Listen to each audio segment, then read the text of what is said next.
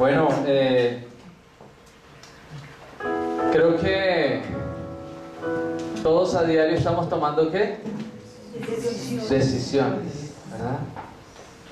Que hay un video que quiero que veamos. Si pueden allá correrse un poquito para que veamos este video. Vamos a observarlo.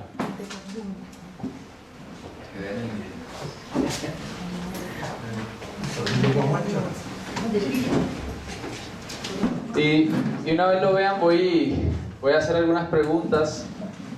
Es muy cortico, pero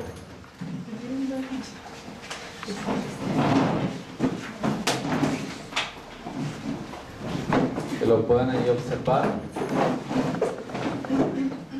Yo trabajo, como lo he comentado en varias ocasiones. ¿Me avisan cuando ya esté? ¿Sí? ¿Está? Sí, dale.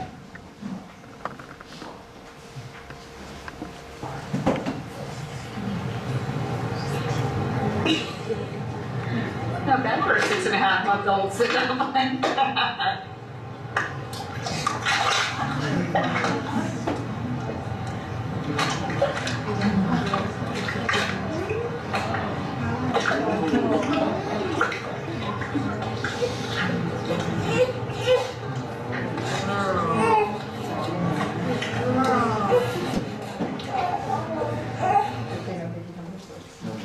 Bien. ¿Qué piensan? Ahí hay dos mujeres. Suponemos que una de ellas es la mamá. Hay una sentada atrás y hay otra con la cámara que le está diciendo, le está hablando a la niña, ¿verdad? Y les pregunto qué piensan ustedes de esa mamá.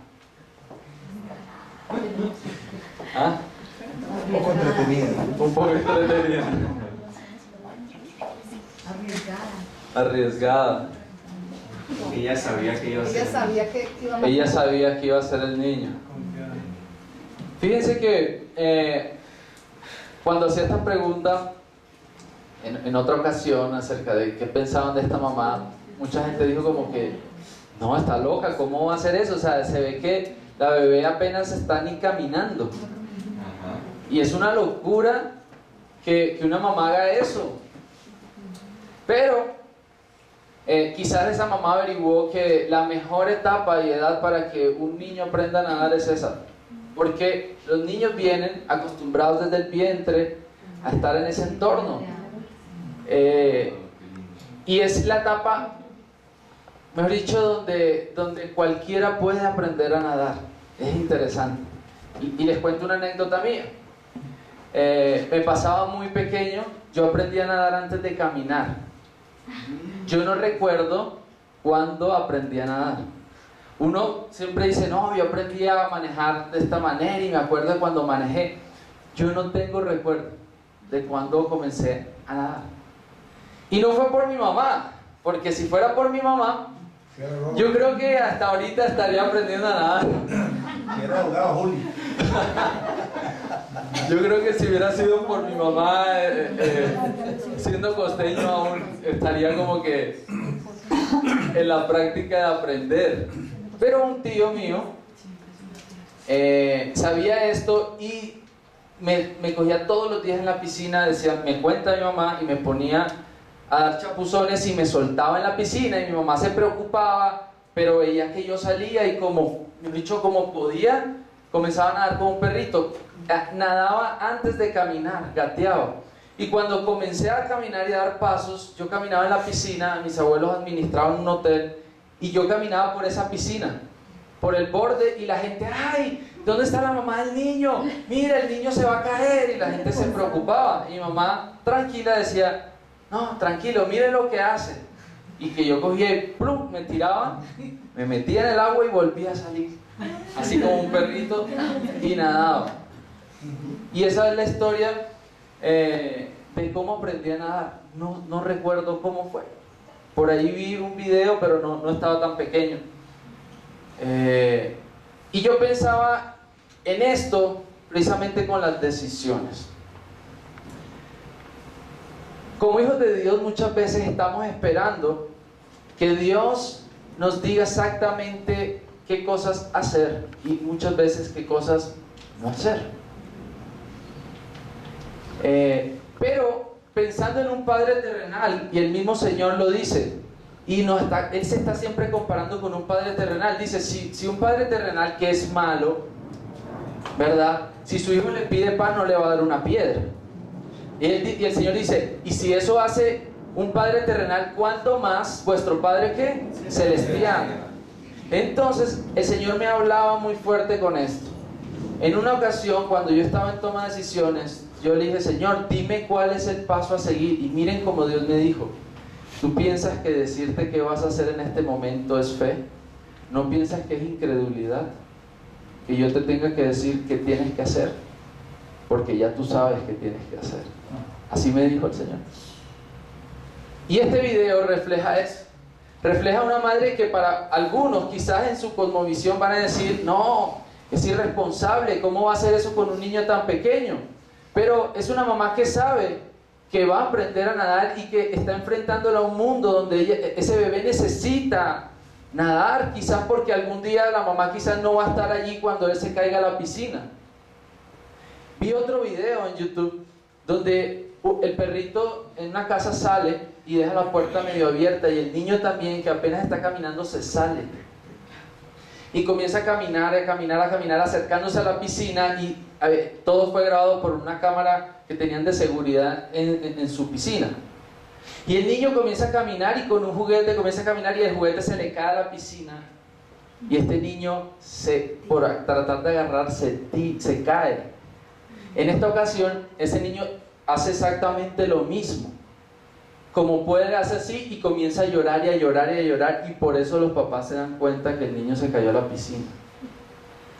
Un papá que quizás piense en eso, oiga, en algún momento la puerta puede quedar abierta y ¿qué va a pasar con el niño? Necesito que enseñarle a nadar. Así que es un padre que está viendo algo hacia el futuro, y es igual nuestro Padre Dios. Quiero aclarar también que con esto que hoy voy a compartir con ustedes, no es una llave ni un secreto para no contar con Dios en nuestras decisiones. No es eso lo que voy hoy a hablarles. Pero sí que Dios, como un buen padre, quiere que crezcamos y que aprendamos a tomar decisiones. Pónganse en el lugar de padres e hijos.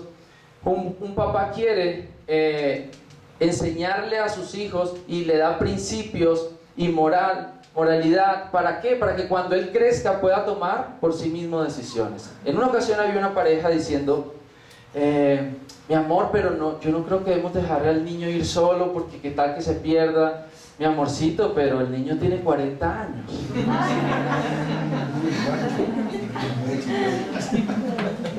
Sí, te dice, mi amorcito, el niño tiene 40 años. Yo creo que es necesario que él vaya, y si se pierde, que se pierda, que aprenda, que tome pasos. Eso hace un Padre terrenal que es malo. Ahora nuestro Padre celestial quiere que nosotros aprendamos y crezcamos, maduremos. Hay una definición en las Escrituras de qué es alguien maduro, Hebreos 5:14, y dice así: pero el alimento sólido es para los adultos, los cuales por la práctica tienen los sentidos ejercitados para discernir el bien y el mal.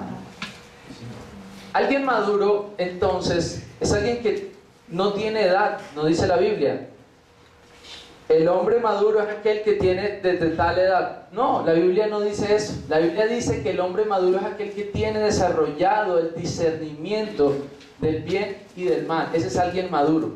Alguien que puede decir, aunque muchos aplaudieron eso, eso está mal.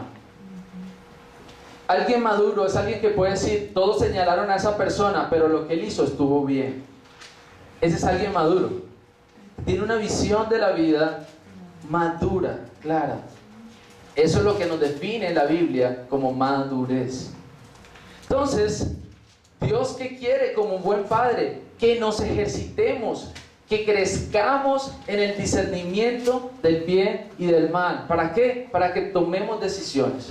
Hay una palabra a la cual se ha tomado no en un sentido completo, sino apenas en una parte de ese significado que tiene esa palabra, y es juicio. Muchos dicen, y ustedes lo han escuchado, ¿verdad? No juzgue porque vea, usted señala con un dedo, ¿y cuántos dedos lo señalan usted? 3. Usted señala así y vea, lo está señalando acá, no juzgue. Entonces, la palabra juicio se nos ha convertido en algo de lo cual no juzguemos. Pero yo no veo en la Biblia que el juicio solamente sea algo de lo cual le corresponde a Dios. Ojo con esto. Hay dos connotaciones de juicio. Esa que estoy diciendo, la dice Santiago, no juzguen, ¿verdad? Para dañar a otros. La Biblia nos dice que no debemos juzgar para dañar a otros, pero la Biblia también nos muestra que nosotros debemos emitir juicio. El Señor mostró una lista y mostró unas características de los falsos profetas y falsos maestros de los últimos tiempos. Y Él dijo, lo comparó a un árbol, dijo, un buen árbol no puede dar un mal fruto y un mal árbol no puede dar un buen fruto. Así que por sus frutos los conoceréis. ¿Qué nos está diciendo el Señor? Vean, si ustedes ven a alguien que se dice llamar profeta, pero su vida, sus acciones muestran algo totalmente diferente a lo que Él dice, ese profeta es falso. Y ustedes deben emitir un juicio ante eso. Deben emitir un juicio ante un falso pastor. Deben emitir un juicio ante algo que es falso, como también algo que es verdadero. O sea que el Señor no nos está diciendo que no juzguemos. La palabra nos dice que no debemos juzgar para condenación ni para dañar a otros, pero sí debemos emitir juicio. Y eso es ejercitar el discernimiento del bien y del mal. Eso nos da ¿qué? Madurez. En canción, siempre hablo de canción porque manejamos muchos jóvenes y es una etapa donde muchos están tomando decisiones. Muchachos que están diciendo, ¿será que sí era correcto que yo estudiara aquí en canción? Muchos se sientan en la oficina diciéndome eso. ¿Sabe, Julián? Pienso que no, como que yo me equivoqué de carrera o de esto, o que yo no he sido llamado. Y se sientan en mi oficina a decirme eso. Se sientan en mi oficina a decirme, no sé si esta es la persona con la que debo o no casarme. No sé, en fin, los jóvenes están tomando decisiones decisivas en su vida. Pero, ¿saben? No solo los jóvenes, todos, cada día tomamos decisiones. Decisiones. Y observo que no solo en este tiempo la iglesia está confundida en cómo tomar decisiones. Pablo batalló con eso mucho tiempo atrás. Pero yo muchas veces veo eso. Las decisiones a veces vemos que personas toman decisiones equivocadas, diciendo aún a veces, Dios me dijo esto. Es más, yo les digo, yo he tomado malas decisiones y yo pensaba que había sido Dios. Lo he aprendido con el pasar del tiempo, con estrellones que me he pegado muy fuertes, pensando que Dios me estaba diciendo algo que en realidad no me lo estaba diciendo. Yo tomé una mala decisión y pensé que Dios me estaba guiando. Y esa situación estaba en la iglesia de Corinto. La gente estaba tomando malas decisiones y Pablo nos va a mostrar cómo tomar buenas decisiones. Y hoy eso es lo que quiero compartir con ustedes. Y vamos a hablar de 4 filtros por los cuales debemos pasar nuestras decisiones para saber si son correctas o incorrectas. ¿Ok? ¿Están dispuestos a eso? Amén. 4 filtros y las voy a presentar estos 4 filtros como 4 preguntas que debemos hacernos antes de. Los textos bases es 1 Corintios 10, 23 al 24 y 1 Corintios 6, 12. 1 Corintios 10, 23, 24 y 1 Corintios 6, 12.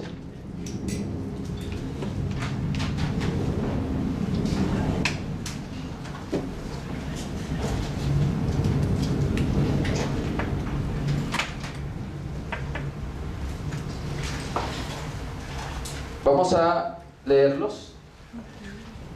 Aquí tenemos 1 Corintios 10, 23. Dice, todo me es lícito, pero no todo conviene. Todo me es lícito, pero no todo edifica. Ninguno busque su propio bien, sino el del otro. Y veamos 1 Corintios 6, 12. Es similar, las palabras en 1 Corintios 6, 12 son similares a lo que está diciendo aquí en el capítulo 10 el apóstol Pablo. Y nos está diciendo, lo voy a leer acá, todas las cosas me son lícitas, mas no todas ¿qué? Convienen. Todas las cosas me son lícitas, mas yo no me dejaré dominar de ninguna. De estos tres versos vamos a sacar esos 4 filtros. Miren cómo es de rica la palabra. De estos 3 versos vamos a sacar 4 filtros para tomar decisiones. Les hablo del contexto de esto. Los corintios están tomando, como les decía ahorita, malas decisiones. Es más, Corintios tenía un problema y eran las divisiones. ¿Y por qué se estaban creando las divisiones? Por las decisiones. Porque algunos decían, yo soy de tal, yo soy de otro, yo soy... Y Pablo le está diciendo, no. Ustedes no son de este, ni de aquel. Ustedes son de Cristo. Estaban tomando posturas y posiciones. ¿Y saben por qué? Porque el mundo griego, el mundo de la filosofía, estaban tomando posturas de filósofos. Platón, yo soy de Platón. Yo soy de Sócrates. Yo soy del pensamiento de Aristóteles. Entonces, ellos en su formación griega, filosófica, están tomando también la postura ahora en el cristianismo. No, yo soy de Apolo. No, yo soy de Cefas. No, yo soy de Pablo. No, yo no soy de nadie. Yo soy de Cristo. Amén. Están tomando decisiones y posturas. Otra del conflicto de las decisiones es que en aquel momento había un sistema religioso, los griegos eran politeístas, y había un templo que se le llamaba el Panteón, y la religión de aquel momento era el Panteón greco-romano, era la unión de las deidades griegas con las deidades romanas, que eran casi que lo mismo pero con diferente nombre, que la diosa del amor, que el dios del fuego. La palabra música, ¿saben de dónde viene? De los griegos. Dicen que la música era el arte inspirada por las diosas musas, por eso de ahí viene el término música. Entonces, eran politeístas y los griegos y romanos lo que hicieron fue unir sus deidades. Y en el culto griego, la gente también llevaba ofrendas y llevaba carne. Llegaba tanta ofrenda al templo que los sacerdotes comían de eso, pero sobraba carne. Entonces, por así decirlo, ellos abrieron una carnicería, una venta de carne. Y una venta de carne más económica. Entonces, mucha gente que hacía, no hay que comprar la carne que venden en el templo. Pero los cristianos, cuando se convirtieron, tenían un conflicto. ¿Está bien comprar esa carne si esa carne ha sido consagrada, dedicada a otros dioses? Y ahí entra el conflicto, ¿no? Entonces unos decían, uy, me ahorro una platica. Y otros decían, no, eso es pecado. ¿Pero por qué? Y en fin, se formó allí las riñas por decisiones. Y ese es el contexto de este pasaje. Ahí está la gente tomando malas decisiones. Y el primer filtro lo vamos a encontrar en los 2 versos. Y es la siguiente pregunta: ¿es lícito lo que voy a hacer? Esa es la primera pregunta que debemos realizar. ¿Es lícito lo que voy a hacer? Cuando hablamos de la palabra lícito, hablamos de algo que es legal, algo que entra dentro de la legalidad. Y sobre este aspecto yo no voy a profundizar mucho, porque creo que nosotros tenemos una claridad en la palabra de qué cosas son legales e ilegales en las escrituras. Como también vivimos en una sociedad donde tenemos leyes civiles, donde es muy claro también qué es legal y qué es ilegal. Lastimosamente en nuestro país a veces el amarillo es acelera, cuando en realidad lo que significa es detente. Ve bajando la velocidad para frenar. Escuchaba a alguien que vive en los Estados Unidos decir, hay unas señales de pare donde tienes que detener completamente el vehículo mínimo 30 segundos. Para nosotros el pare es, ¿qué? Siga y mire rápido a ver, ¿no? Para nosotros es el pare, ¿no? Mire rápido y hágale. En Estados Unidos es la señal. Y esa persona dice que bajó la velocidad en el pare que vio y miró y no venía nada y siguió. Cuando, ¡pum!, la policía. Señor, oríllese. Él dice que ni siquiera vio de dónde salió ese tipo. O sea, solo, por favor, oríllese. Y esa persona decía, ¿saben? Aprendí que con la policía en Estados Unidos no puede pelear. Le sale más barato no pelear. Y se orilló. Señor, usted acabó de invalidar una señal de tránsito. Esa señal debía detenerse mínimo 30 segundos y no se detuvo ni 10 segundos. Pero señor, tome su multa. Hay cosas que son muy básicas en cuanto a esto. Sabemos qué es ilegal y qué es legal. Mas sin embargo, viendo un programa, la gente aún tiene problemas aún para ver lo legal. Alerta aeropuerto. He visto gente pidiéndole a Dios me he dicho que el escáner no les muestre la droga. Y comienzan a hacer su oración, ¿no? O sea, es algo a lo cual no tienes que pedir a Dios que sea guardado, porque sencillamente ya estás haciendo algo ilegal. Es más, los sicarios tienen una virgen y oran, piden a la Virgen que los proteja para ir a hacer la vuelta. Miren lo que le pasó a un amigo pastor. Yo no sabría cómo reaccionar ante eso. El hombre hace un llamado y dice, yo quiero estar, para terminar el culto, dice, voy a orar para que Dios los bendiga esta semana y empresarios vengan, y oró por ellos, y había un hombre ahí y él le dijo, ¿por qué quieres que ore? Y él le dice, para que Dios me bendiga porque necesito bajarme un muñeco.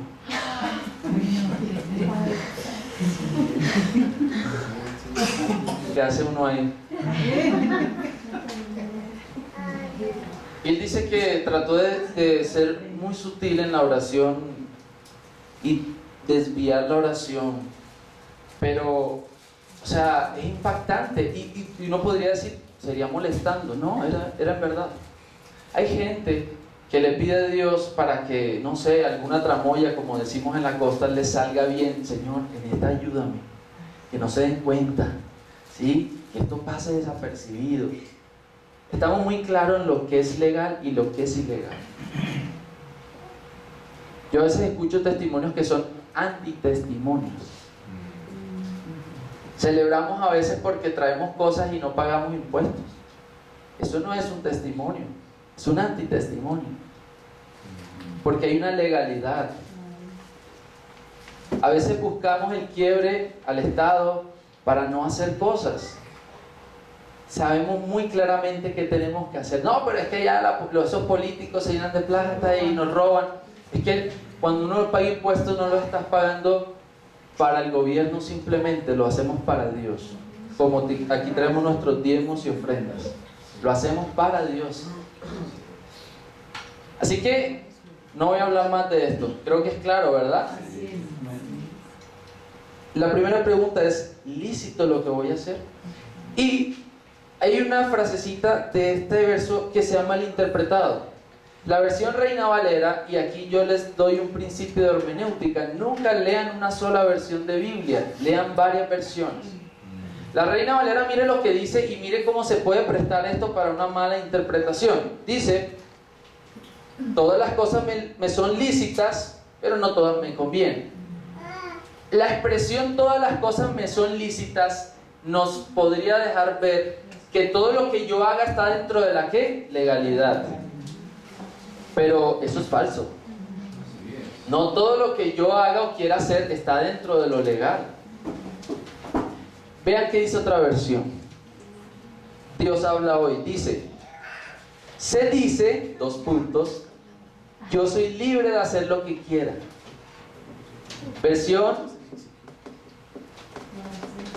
Nueva versión internacional, dice, todo me está permitido.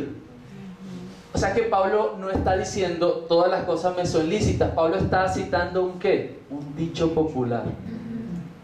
Se dice, la gente dice, algunas personas dicen que soy libre de hacer lo que quiero.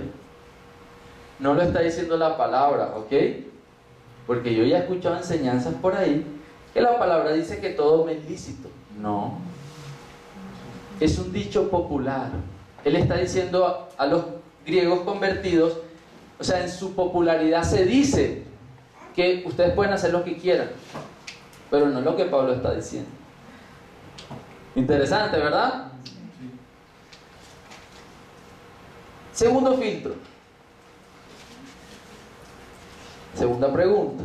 ¿Me conviene lo que voy a hacer?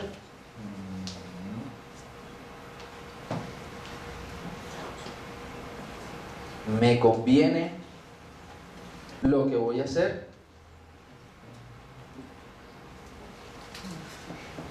Hay también diferentes versiones cuando dicen me conviene. Y mire lo que dicen las diferentes versiones. La Dios habla hoy dice, pero no todo conviene. TLA dice, pero no todo lo que uno quiere conviene. NBI, pero no todo es para mi bien. No todo es provechoso. Pero no todo es provechoso. Y cuando hablamos de convenir, Pablo también está diciendo algo. ¿Qué es lo que te conviene? Es lo que te edifica. Otra versión dice lo que fortalece tu vida cristiana. Wow.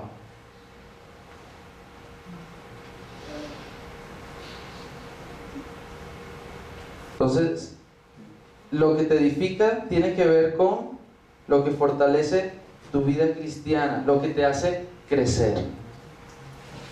Y yo comencé a ver el proceso y me metí a investigar. Yo quería ser arquitecto, ¿sabían? Toda la vida soñé con ser arquitecto. Pequeño me encantaba jugar y armar, mejor dicho, con Lego, con todo. O sea, tenía colecciones de Armatodo en ese tiempo. Era el Armatodo. Era el Armatodo. Y soñaba con ser arquitecto. Entonces, a veces cuando estoy enseñando me inclino a veces a averiguar procesos de la arquitectura. Y cuando hablamos de que la palabra nos dice que no todo me edifica, busqué el proceso de cómo se edifica.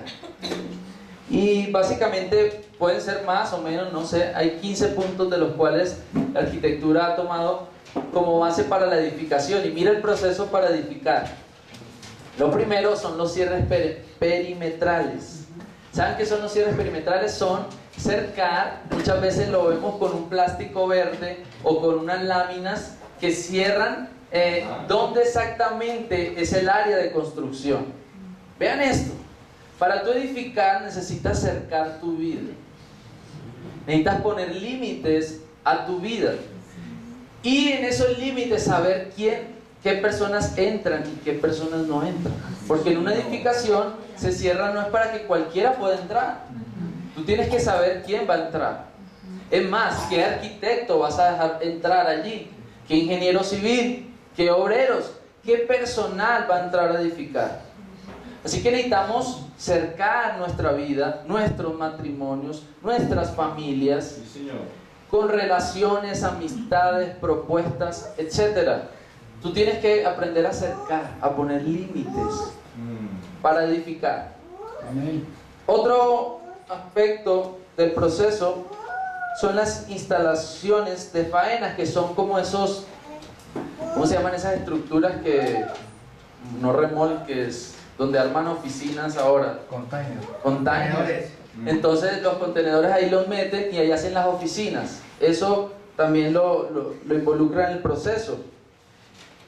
La preparación del terreno. Para edificar necesitamos preparar el terreno. Entonces comienzan con retroexcavadoras y demás a limpiar todas las impurezas del terreno, a comenzar a aplanar también para poder luego poner cimientos. Luego sigue la cimentación, entonces las columnas. Y es algo que desarrollamos en toda nuestra vida. Yo pensaba en los cimientos, algo que estamos poniendo a diario. Y la palabra habla muy claro de cimientos, ¿no? Un hombre construyó sobre la arena, vinieron las aguas y destruyeron la casa, no hubo buenos cimientos. Los buenos cimientos se edifican sobre la roca y la roca es Cristo. O sea que edifico mi vida cuando tomo de la palabra y cimiento mi vida sobre eso, voy a permanecer firme. Y sigue, bueno, el proceso, ¿no? Estructura general, la cubierta, cerramientos perimetrales, impermeabilización y aislamientos, cerramientos interiores, acabados, ya íbamos ya en los acabados, carpintería, cerrajería, cristalería y otros acabados. Ahí hemos edificado.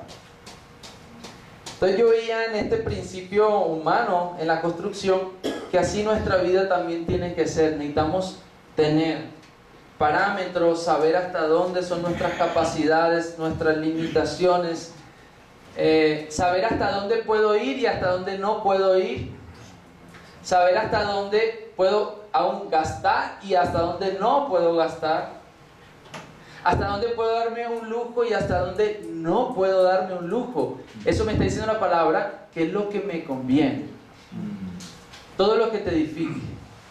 Pero me encantó esa telea, todo lo que fortalece tu vida cristiana. Así es. Eso me dejó pensando mucho. Todo lo que fortalece mi vida cristiana.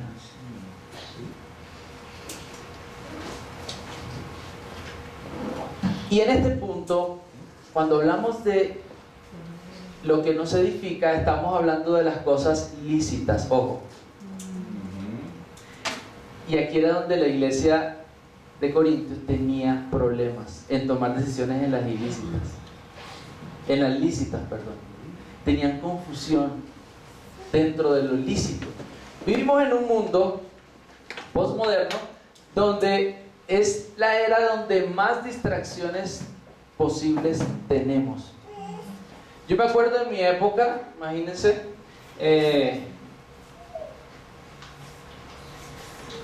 recuerdo que si yo estaba aburrido en mi casa, ¿qué me tocaba hacer?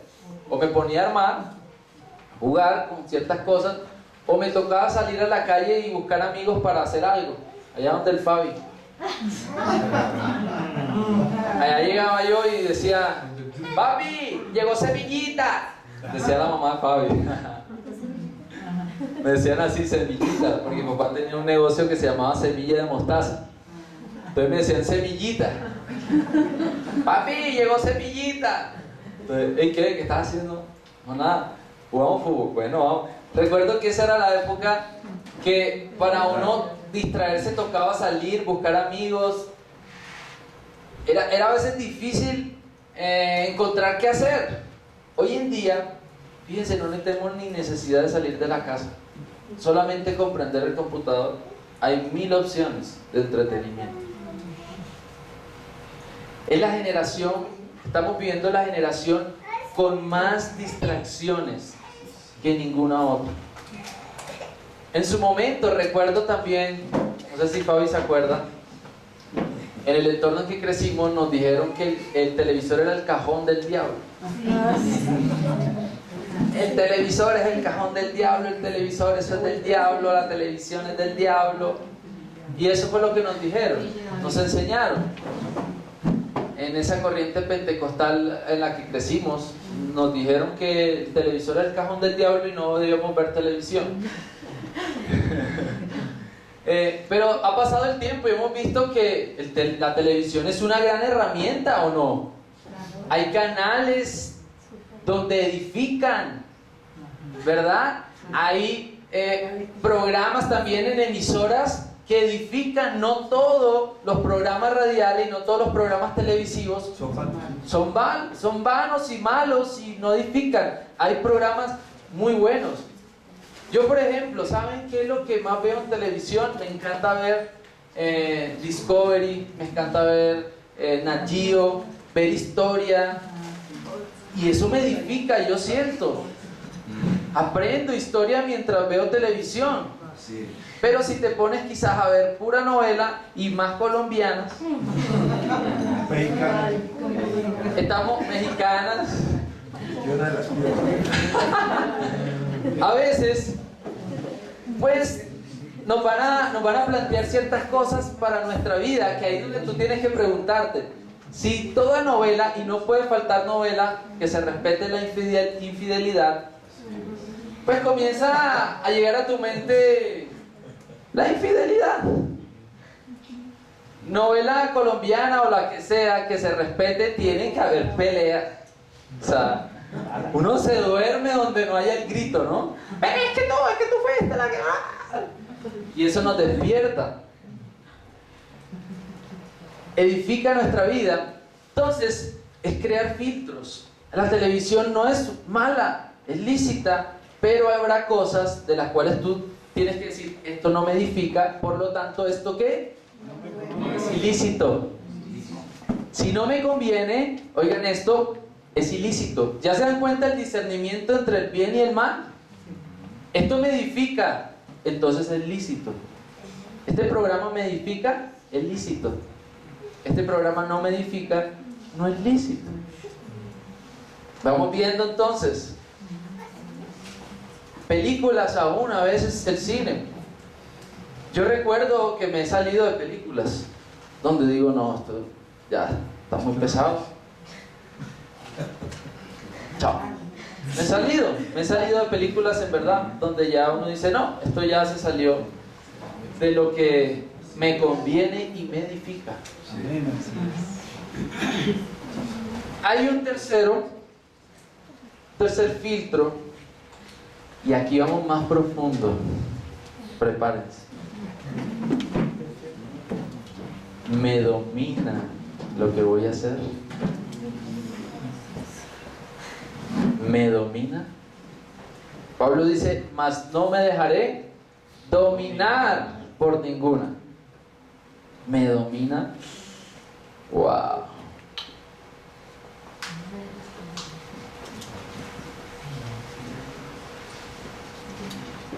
El WhatsApp es una gran herramienta, ¿o no la es? Sí. Sí, es una gran herramienta. En Bogotá, en las distancias, en las ocupaciones, tenemos grupos familiares donde quizá no nos vemos todos los días, pero por lo menos estamos informados de qué está haciendo nuestra familia. Tenemos Manto 24/7, tenemos grupos donde nos ayudamos, ¿para qué? Para ser fortalecidos en Dios. Pero la pregunta es, ¿el WhatsApp me domina? Wow. Las redes sociales me dominan. Ahí está el asunto. ¿Cuándo usted sabe que algo lo domina? Ve aquí. ¿Cuándo saben que algo te domina? Hemos estado con los jóvenes haciendo algo. Estamos leyendo sobre el ayuno. Y el ayuno hemos aprendido que no es solamente dejar de comer. Podemos ayunar ciertas cosas que vemos que dependemos de ellas. O sea, que nos dominan. Entonces, a veces decimos, no tengo tiempo de orar. En mi día no hay tiempo de orar. Entonces, aquí entra el ejercicio. Mira cuánto tiempo gastas en esto, en la televisión, en el internet, en lo que sea. Y te vas a dar cuenta que si hay tiempo. Lo que sucede es que no lo empleo bien. Exactamente. No lo estoy empleando de una manera sabia. Juan nos compartía algo. Me compartía algo. Me impactó. Él dijo, el Señor me dijo que dejara de comer dulces, golosinas, chocolates.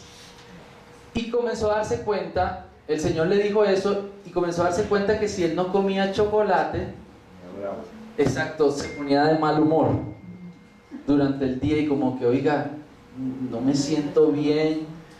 Y él comenzó a orar de esta manera: Señor, no permitas que mi felicidad dependa de un chocolate, que mi buen genio no dependa de un chocolate. Yo quiero depender de ti.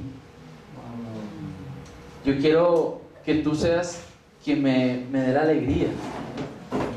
Y nos explicaba en unos términos médicos que el chocolate produce algo lo cual el cerebro te da, como que te reactiva, te da energía, y como que te pone así.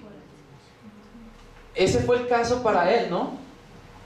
Donde él decía el chocolate, y nos invitó el otro día a comer, y le encantan los corazones esos de azúcar. ¿Cómo se llama? ¿Sí? ¿Corazones? Y le llevamos nosotros una caja de corazones. Y el Juanse en pleno ayuno de dulce y chocolate. Y nosotros llegamos allá con la caja y él dice: uy, son mis favoritos. Y después que nos contó, yo: no, Juanse, nos llevamos la caja. Para que no tengas tentación. Mentira. Para Juanse fue eso. Que te domine a ti y a mí.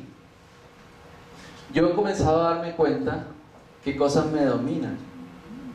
Es más, no en este tiempo, hace mucho tiempo. He comenzado a ver cosas que por momentos tengo que tratar y me están dominando.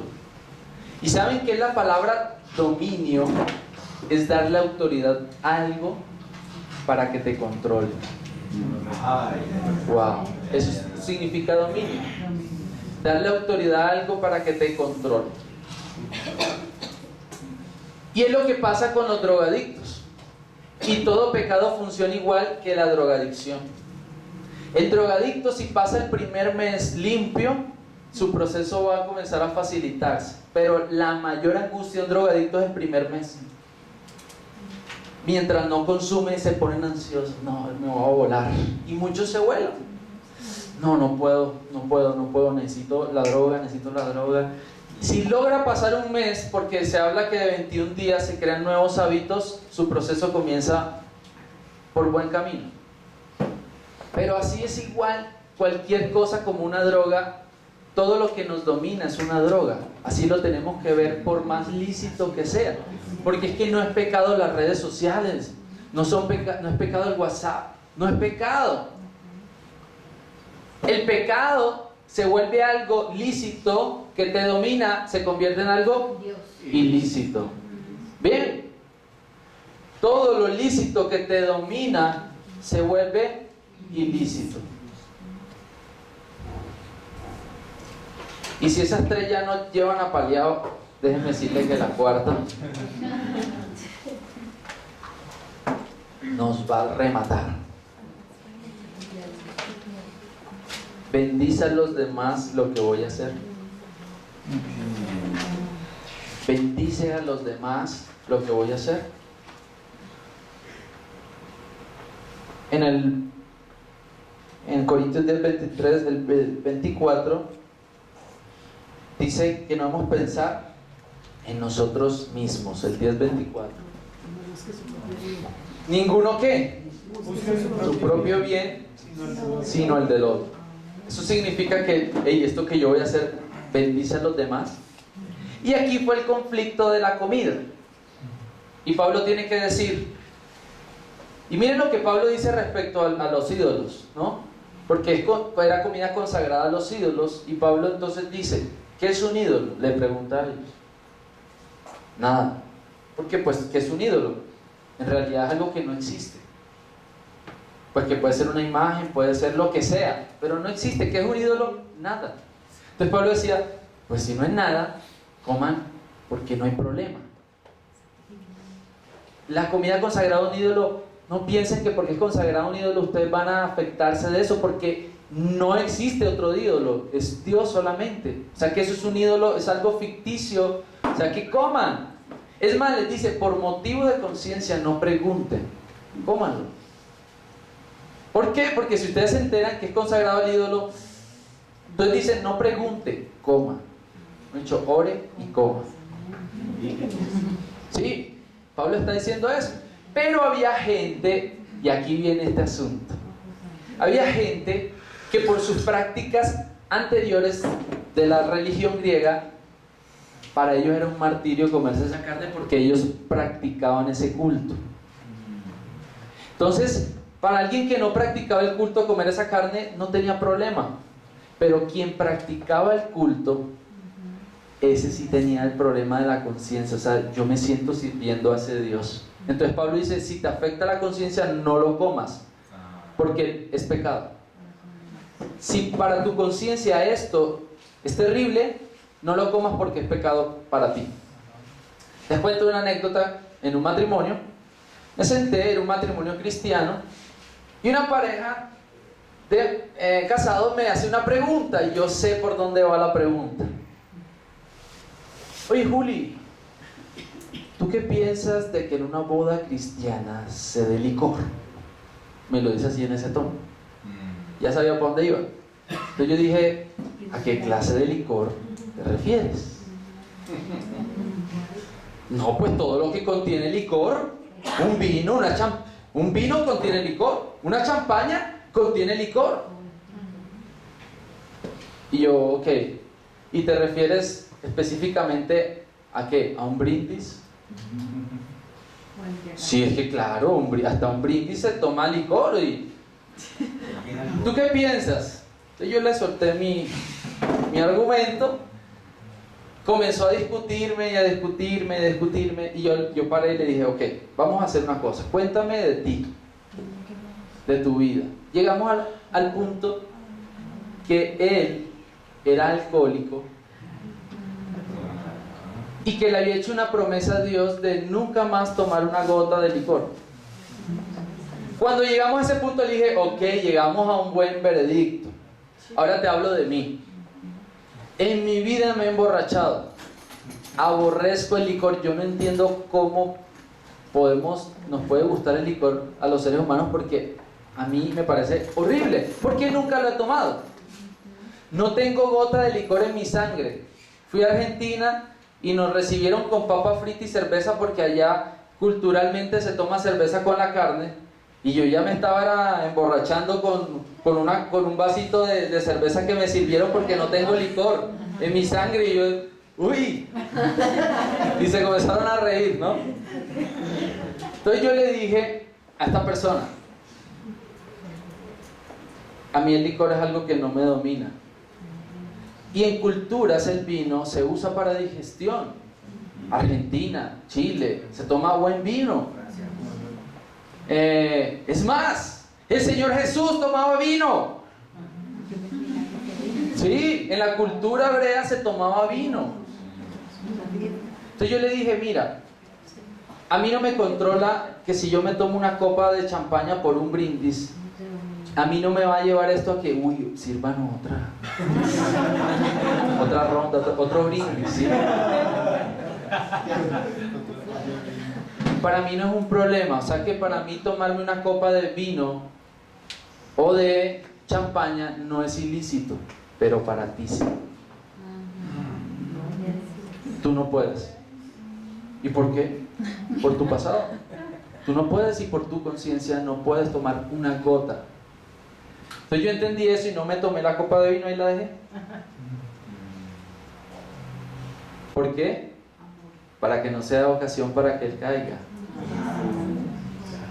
Y ahí es donde vienen las limitantes. Habrá cosas que a alguno lo domina, que a otro no lo domina. Entonces no podemos hacer reglas generales a veces, porque habrá cosas que a mí me dominan y a Fabi no. Entonces yo no puedo imponerle quizás a Fabi algo de lo que a mí me domine y yo veo un peligro, quizás para él no sea un peligro. Habrá otras áreas que para él sí son un peligro, que lo dominan, y él tiene que poner límites. Estoy hablando de las cosas lícitas. La comida. Para algunos es ilícito la comida cuando comienza a ser ya un pecado de gula. Para otros dicen, no, es que yo como así, eso a mí no me pueden servir, no sé qué, yo pues como así. Pues para él no es ilícito comer ciertas cosas, para otros sí. Y ahí es la medida de la libertad que tenemos en Dios y en Cristo. Y ahí es donde los cristianos más duros nos damos, en esos aspectos que pensamos que para mí son ilícitos. Cierro con esto. Para Sansón, en su llamado era ilícito ¿qué? Cortarse el cabello, beber vino, acercarse y tocar muertos. ¿Jesús qué hizo? ¿Cómo era conocido Jesús? Como el comilón y el bebedor. O sea, él tomaba vino. Para Sansón era prohibido en su propósito y llamado. Para Jesús no. Tocó muertos.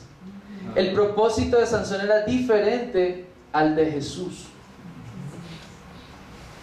Es más, a Jesús le dijeron, ¿y por qué tú y tus discípulos no ayunan?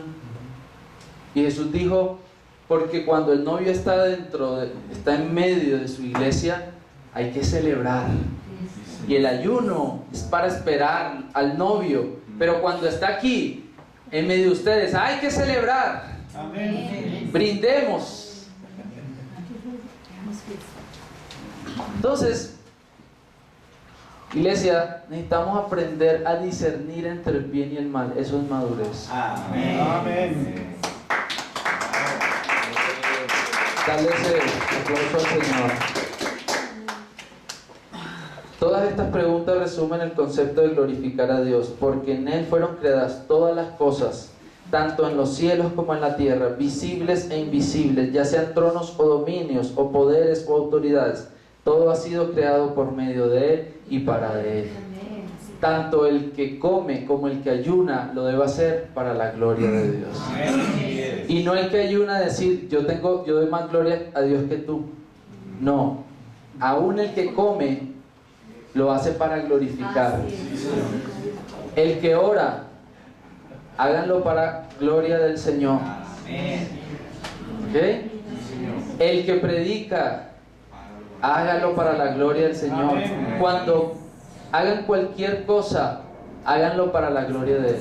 Si pasan estos 4 filtros, tomaremos decisiones acertadas y decisiones conforme a la voluntad de Dios. Amén. Bendiciones.